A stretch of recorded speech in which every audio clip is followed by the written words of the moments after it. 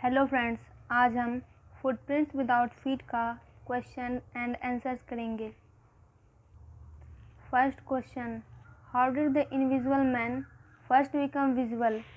अदृश्य मनुष्य सबसे पहले दृश्यमान कैसे हुआ?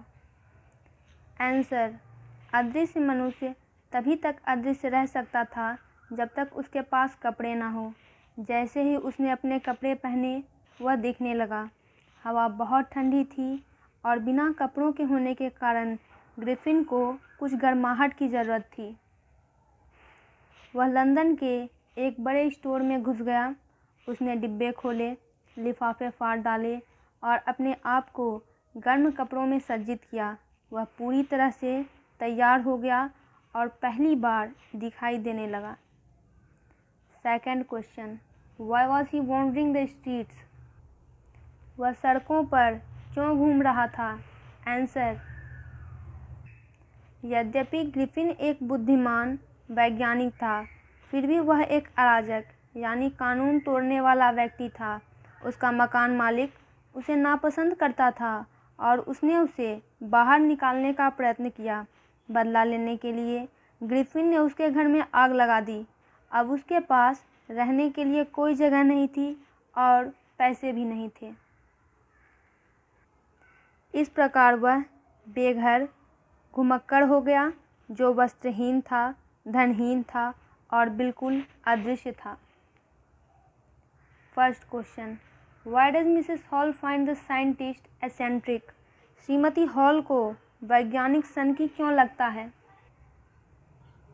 आंसर, श्रीमती हॉल को वैज्ञानिक सनकी लगा क्योंकि उसने किराया पहले ही दे दिया था। उन्होंने श्रीमती हॉल को कभी भी उनसे बात करने की अनुमति नहीं दी और उनकी उपस्थिति असाधारण थी। Second question, what curious episode occurs in the study? अध्ययन कक्ष में कौन सी विचित्र घटना घटी? आंसर, अजीब घटना यह थी कि पादरी की मेज से पैसे लिए जा रहे थे, लेकिन कमरे में कोई नहीं था। Third question, what other extra ordinary things happen at the in? यानी सराय में और कौन सी असाधारण चीज़ें घटित होती है? आंसर, एक दिन सुबह सुबह मकान मालिक और उसकी पत्नी श्रीमती हॉल ग्रिफिन का दरवाज़ा खुला देखकर आश्चर्यचकित रह गए। आमतौर पर यह बंद रहता था और इस पर ताला लगा रहता था। जब वे उसके कमरे में आए तो अचानक मिसेस हॉल को अपने कान के पास नाक से सांस लेने की आवाज़ सुनाई पड़ी। तभी बिस्तर की खूंटी से टोप उछला और सीधा उसके चेहरे पर आ टकराया। फिर कुर्सी हवा में हिलने लगी और उस पर हमला करने लगी। वे डरकर पीछे मुड़ गए और चलती कुर्सी ने उन दोनों को कमरे से बाहर धकेल दिया। उनके जाने के बाद दरवाज़ा बंद कर दिया गया। First question, Griffin was rather A lawless person? Comment, Griffin फिर भी कानून तोड़ने वाला व्यक्ति था। इस पर कमेंट कीजिए। आंसर, ग्रिफिन फिर भी कानून तोड़ने वाला व्यक्ति था। बात यह है कि उसने अपनी वैज्ञानिक खोजों का उपयोग मानव जाति के कल्याण के लिए नहीं, बल्कि अपने स्वार्थी बुरे हितों के लिए किया। यह दर्शाता है कि उसके मन में कानून के प्रति कोई सम्मान नहीं था। अपने मकान मालिक से झगड़े के बाद बदला लेने के लिए उसने उसके घर में आग लगा दी। फिर उसने अपने सारे कपड़े उतार दिए और खुद को अदृश्य कर लिया।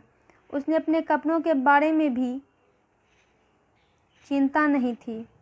दुकान से बाहर निकलते समय उसने दुकानदार पर पीछे से निर्दयतापूर्ण हमला किया और जो भी पैसा उसके पास मिल सकता था उसने लूट लिया।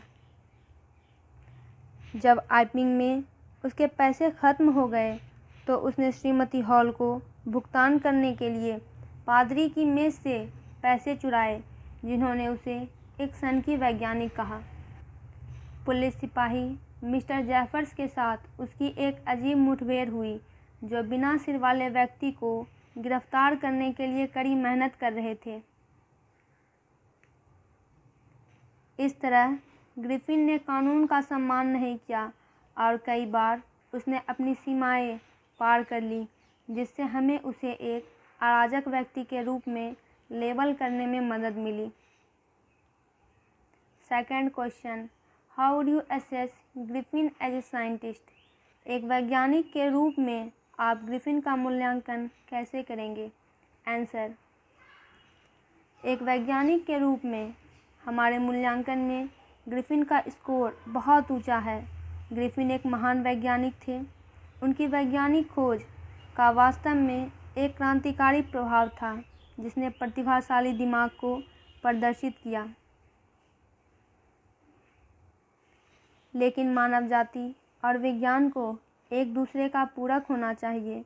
यदि विज्ञान का उपयोग मानवता की भलाई और मानव कल्याण के लिए नहीं किया जाता है, तो यह सरासर बर्बादी बन जाता है। कोई भी वैज्ञानिक खोज उचित नहीं है यदि उसका लक्ष्य मानव जाति हो। इसे उजागर करने के लिए बहुत सारे उदाहरण हैं। यदि ग्रिफिन ने अपनी खोज का उपयोग मानव जाति और मानवता के पक्ष में किया होता, तो उसे अराजक व्यक्ति न कहलाकर एक अतुलनीय व्यक्ति कहा जा सकता था।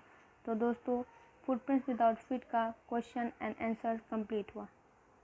इसे रिलेटेड वीडियोस के लिए चैनल को सब्सक्राइब करें और वीडियो को लाइक और शेयर करें।